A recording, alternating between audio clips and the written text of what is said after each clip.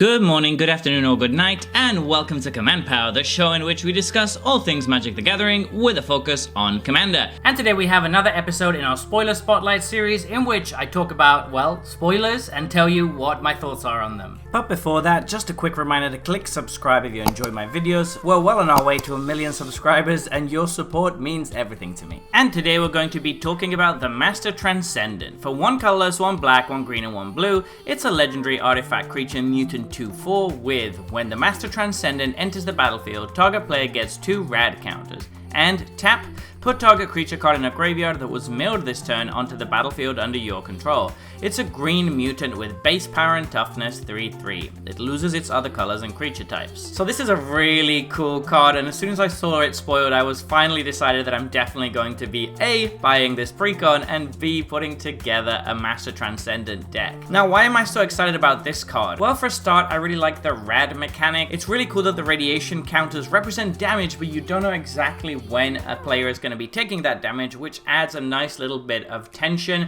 And there's been so much support in the cards spoiled, a lot of which we're going to talk about in future videos, for milling and doing things with those cards that you're milling with rad counters. And this is one of the coolest because you can straight up steal creatures from your opponents with this, which is incredibly powerful. Of course, you are losing some of the stats on the creatures, but with all of the value and abilities packed onto creatures these days in Magic the Gathering, the fact that they're coming in as a 3/3 isn't that important when you're going to get a huge static ability or an amazing triggered ability basically for free. The cool thing about this is that it doesn't only work with your cards, it also works with theirs as well. And if you have a way to untap this every turn, which is something that you should definitely be doing if you're building a deck around it, then you're going to be able to take advantage of that massively. So one example, of course, is Seedborn Muse. This is very good with that card. You're going to untap this on every player's turn, and since they're going to be milling due to red at the beginning of the pre-combat main phase, then that's when you can kind of steal cards from them. A card that has me even more excited than that is Sting Glinting Dagger. I love that card and put it into a lot of different decks,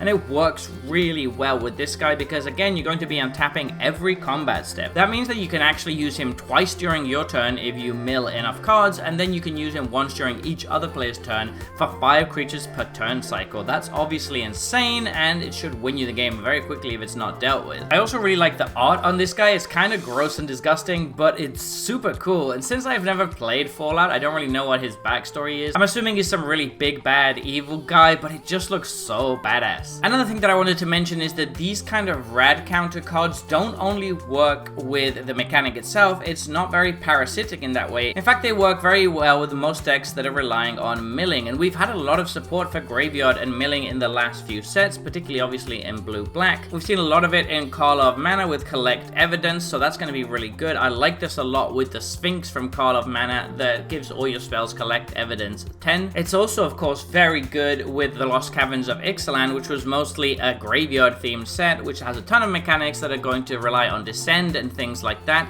So there's a lot of support recently for rad counters and that kind of effect, and it's very backward compatible. I think this card is going to be incredibly sweet, and whether it's going to be the main commander in a rad deck or the support one, it's going to be incredibly fun to play with. So there you have it. Those have been my thoughts on this new spoiler. What do you think about this card? Please let me know in the comment section below. I read all comments and respond to all of them too. And if you enjoyed this video, don't forget to click like or subscribe. It really helps the channel. And until next time, take care.